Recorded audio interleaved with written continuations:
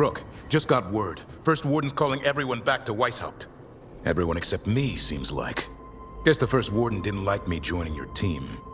Calling Wardens back from all over Thedas is a big step. Did he give any reason why? Not exactly, but I've heard rumors of a massive Darkspawn horde on the move. Even hearing there's an Archdemon with them. We need to warn the Wardens. Let them know what's coming. Agreed. Rook, if the gods have an Archdemon, Warden lore says Archdemons only show up during a blight. Doesn't say anything about elven gods. Seems like the rules have changed, and we're going in blind. We need to know what we're up against. I'll talk to Solus. See if he knows anything about any of this. Make sure the others are ready to move.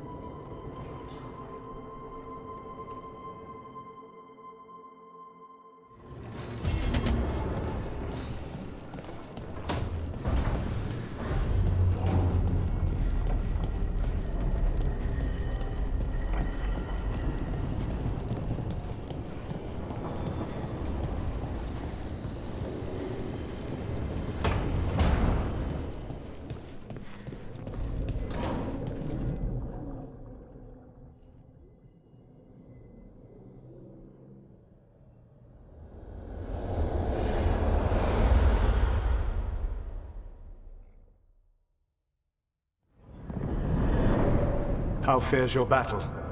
The gods are moving against Weishaupt and the Grey Wardens. We've heard rumors the Darkspawn are being led by an Archdemon. And you have questions? I need to know how Archdemons relate to the gods. Are they just like the Blighted Dragons, or are they something else? I also need to know how to deal with the gods if they show up at Weishaupt. I propose a bargain. I will answer your question if you answer mine. What? How are the Grey Wardens? Do they understand the truth of the danger yet? We've been through this already. You agreed to help me. What did you think my help would look like, Rook? I need to know that you are prepared.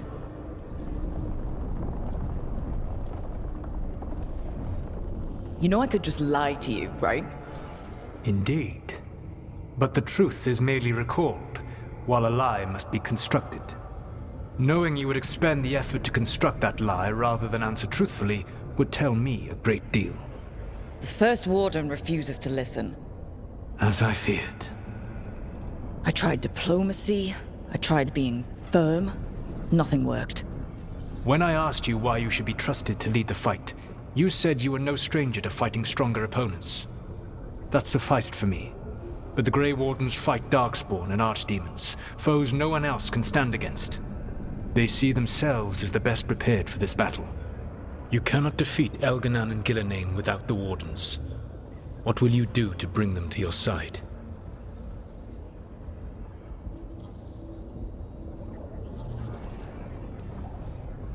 I can't force the First Warden to listen. I have to let the Wardens try it their way. And how many Wardens will die before the First Warden realizes his mistake? I've done everything I can to reason with him. I once warned an elven village that Gillenane was coming and they were in danger. They would not listen.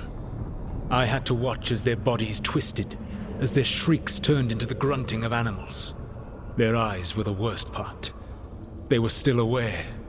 They knew what had been done to them. I gained little peace from knowing that I had tried to warn them. Is that what you hoped for? No. I have to find a way to get through to them. Then what will you do? All I can really do is keep trying to get through to them. Have you ever ridden home in a wagon and felt the streets go from paved to dirt beneath the wheels? The horse is slow, and everything grows quiet as you're near home. What do you call that feeling? I don't really have a word for it. No, you do not. Elganan destroyed that emotion.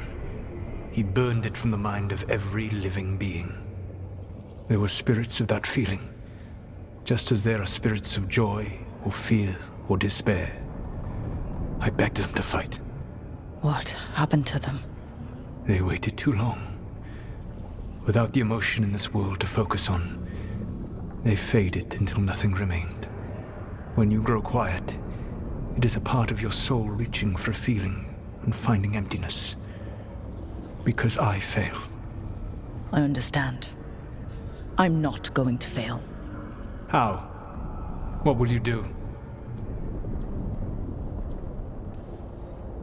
I don't have to convince all of them. I just have to convince the First Warden. Or remove him? Enjoyable as that is to imagine, I doubt the rest of the Wardens would approve. Did you know the Evanurus once numbered many more than those whose names survive in the Elven Pantheon? One warlord was particularly cruel. I sought to free his slaves, but so fearsome was his reputation that none would join me. What did you do? I made people laugh at him. How did that help? For 12 years. Every sound near him, from whispered pleas to shouted oaths to crackling fire, all became mocking laughter. His mind broke under the ridicule, and when he fell, his slaves rose up and joined me. I doubt laughter is going to work on the First Warden. If not that, then what? Whatever it takes. Easily said, but it will have to be enough for now.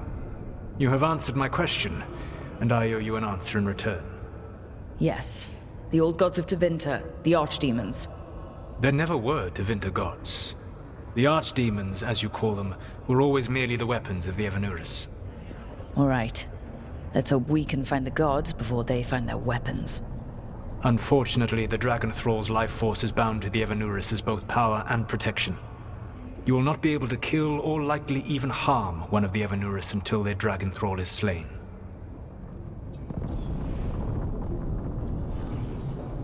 The old stories of the Tevinter gods have them whispering in the dreams of ancient magisters.